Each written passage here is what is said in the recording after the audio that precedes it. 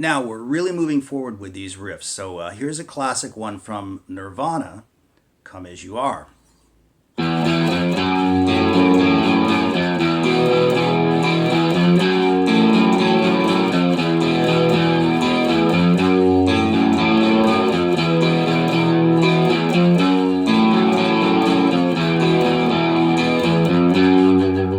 Okay, so this one's a little bit more involved, but it's really a lot of fun to play.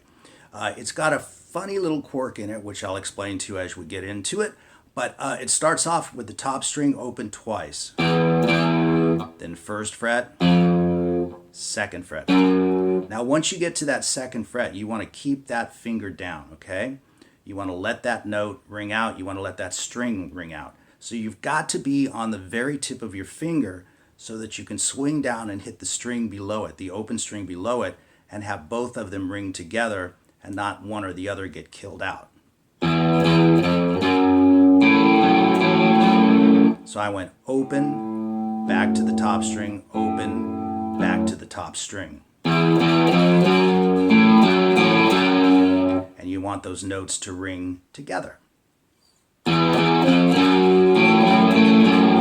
And I can do that with downstrokes, that's totally fine, or you can do upstrokes, a combination. That's all for a little bit more advanced stuff as you get into it, but feel free to do what comes natural to you. Now after you've done the open, back to the second fret, open, back to the second fret, you're going to hit that top string again and move backwards.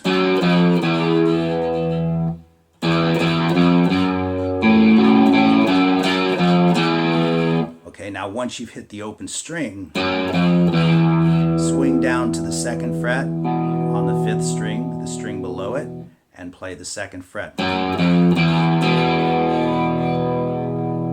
Leaving that open string ringing again. Pick it twice. And then back to the second fret. So let me do that one again real slow.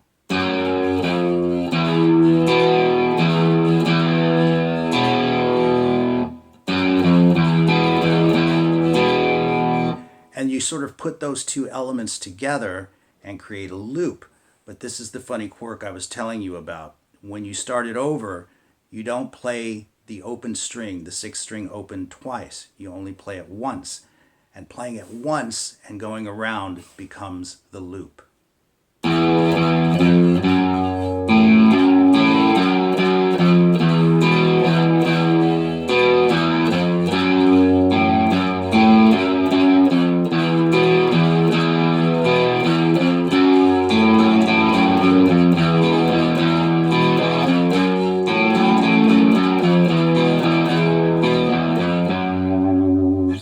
Pretty cool riff indeed.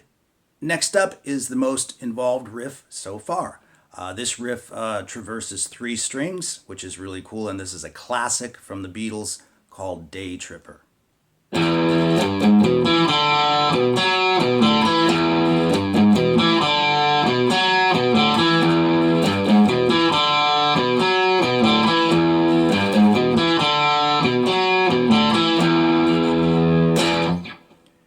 Absolutely classic riff and very cool. So this one's a little bit more involved. So I'll tell you specifically about the fingers that I'm using for this, and we'll talk about moving it to the next set of strings as well, which is one of the things that makes it such a cool riff and a great one for beginner or post-beginner players, pre-intermediate players.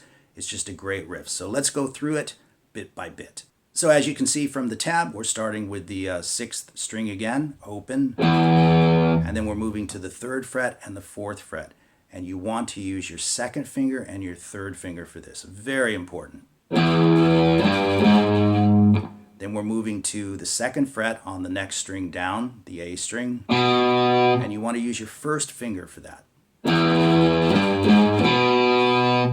Then move to the second fret on the next string, so you're just slipping down right there.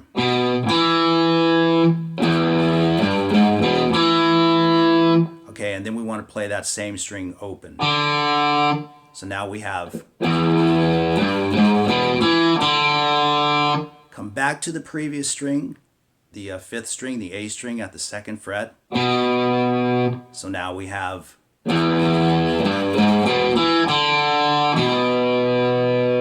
nice. And then using your ring finger, we want to play the 4th fret on the 4th string, the 3rd from the top.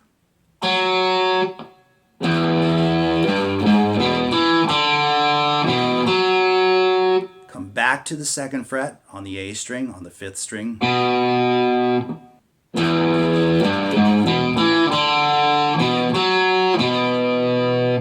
And then we finish the riff off by moving to the 3rd string from the top, the 4th string from the bottom, the D string, open to the 2nd fret. So that's a long riff, right?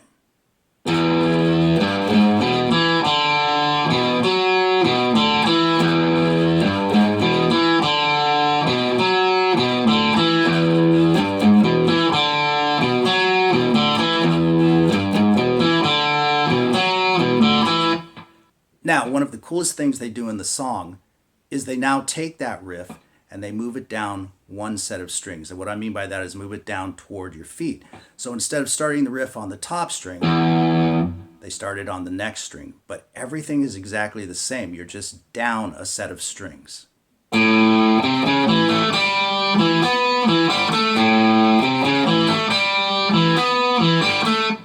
That's really cool to wrap your head around. So you can play it twice off of the top string, move it down once off of the next string, and then move it back to the top string.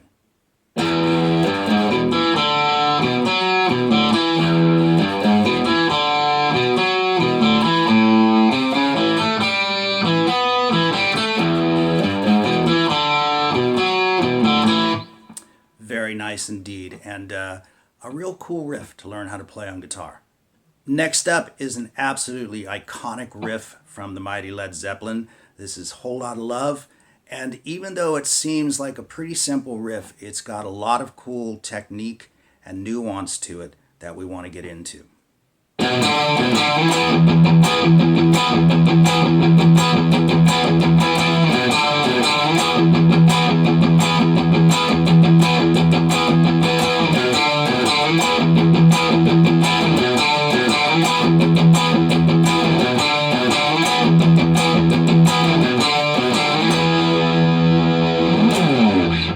So this is a really great riff. It's incredibly rhythmic. It's kind of funky even.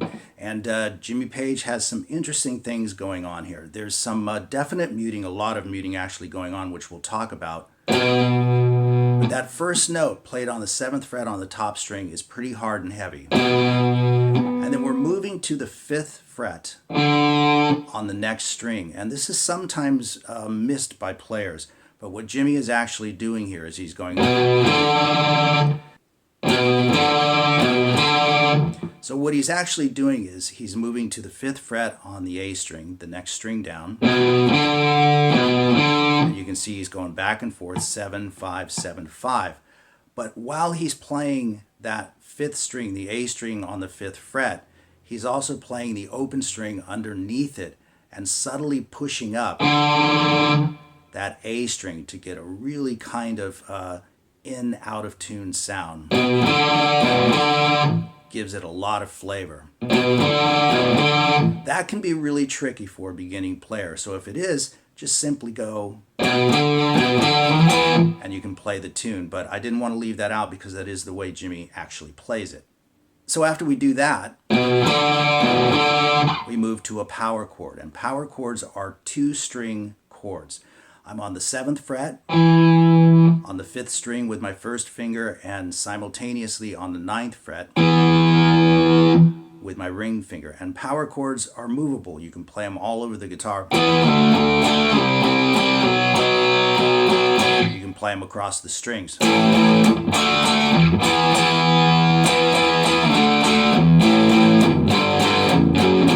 So they're incredibly useful, and Jimmy's got a power chord going on here.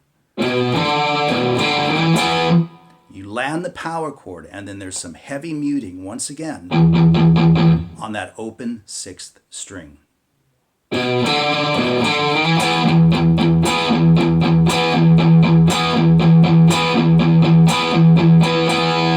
So it's 1, 2, 3, 4, 1, 2, 3, 4. So it's straight 4s, but the first one of each one is a power chord.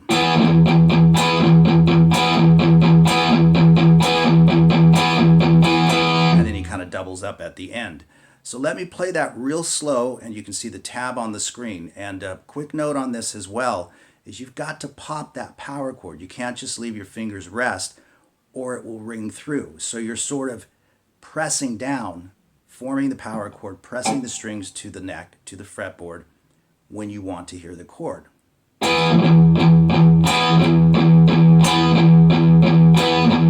Otherwise, the pressure is off. Your fingers are just resting. So this simple riff has a lot going on for it. And on top of that, it's super rhythmic.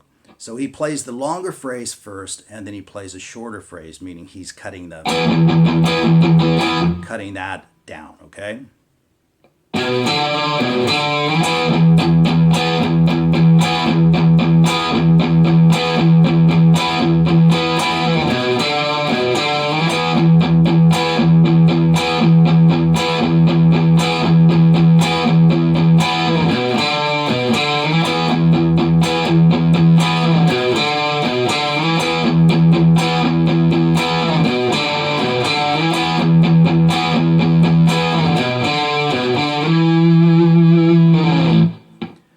Very nice, very funky, cool rock riff.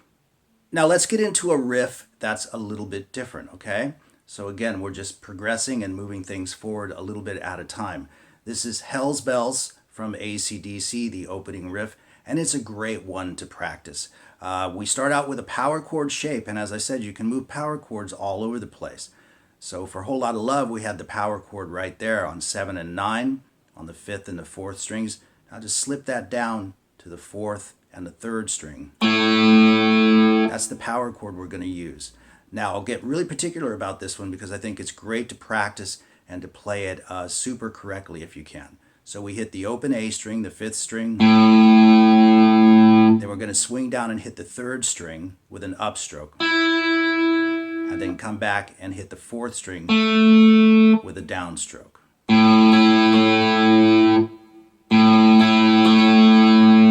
And then we're going to take that first finger and we're going to bar at the 7th fret right across the G and the D string, the 3rd and the 4th string. And you can see I did 2 upstrokes. And I swung up and hit that open A string again, okay? So the picking on that, which I feel is really important, is down, up, down, up, up, down. So the picking on that, which I think is really important, is down, up, down, then up, up, down. That's really important to making it sound nice and round. So then move your first finger down to the 5th fret now, staying with the same strings and barring down there. And using the exact same picking pattern, up, up, down. So now we have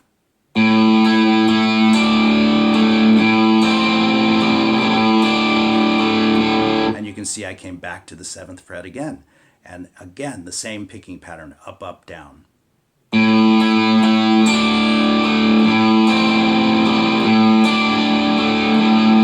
And then start it again. So you're going to have a double downstroke there because we ended it with up, up, down. And then you're going to strike again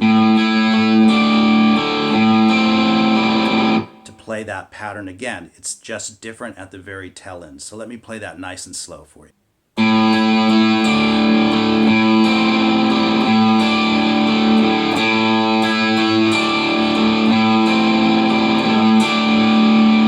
So you can see on that second go around when I got to the very tail end of the riff, instead of playing that last one at the 7th fret with the up, up, down pattern, I just used 1 upstroke to connect with both the G and the D string. So the tail end of the pattern is played up, up, down, up.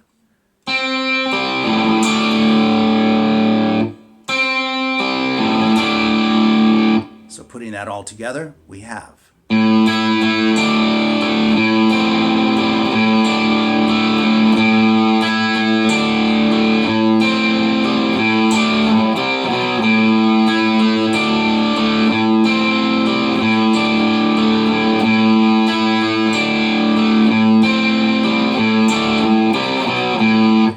So you see there's a couple of power chords at the end. After you do that last upstroke, connecting with both of those strings, we've got 2 power chords. We're on the 5th string and the 4th string, the A and the D. So I'm on the 3rd fret and the 5th fret. And then we move it down to the 2nd fret and the 4th fret. And you hit that open A string. And that open A string is the beginning of the riff again.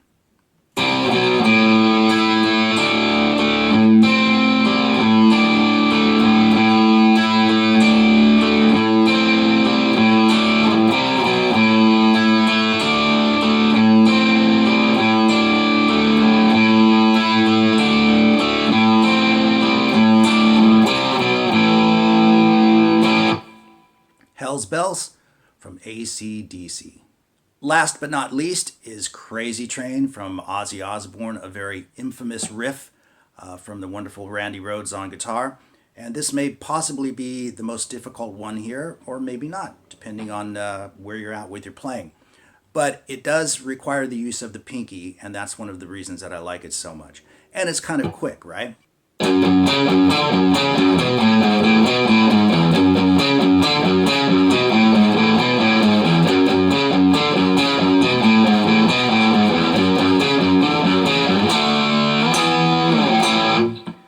Crazy cool riff, right? You can play this with all downstrokes if you want to, but you can also start to employ some alternate picking, which I'm always in favor of. So let's go through the riff nice and slow. It's pretty easy to see. It's one note following the other, and it's pretty easy to see on the tab is what I'm trying to say, but we'll go through it nice and slow anyway.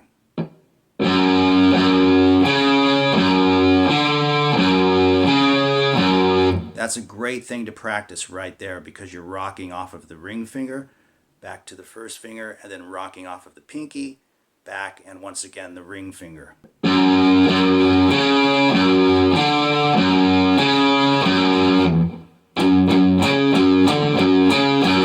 And then we play this pattern here. And that's where, if you want, you can really add some alternate picking to make it sound round. But that can be difficult if you haven't been playing for a very long time. So do it with downstrokes if that's more natural. Now we do that riff again, and all we do is change the last note. Instead of the open note being on the 5th string, it'll be on the 6th string.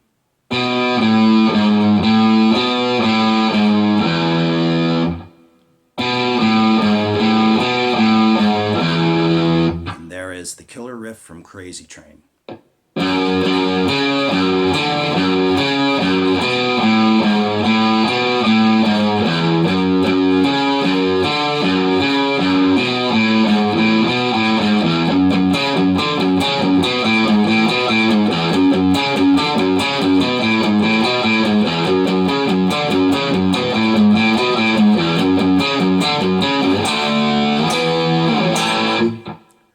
Beginning guitarist, classic and iconic riffs, and hopefully these will inspire you and get you playing on the guitar and get you excited about it and realizing that your potential is enormous. It's entirely up to you.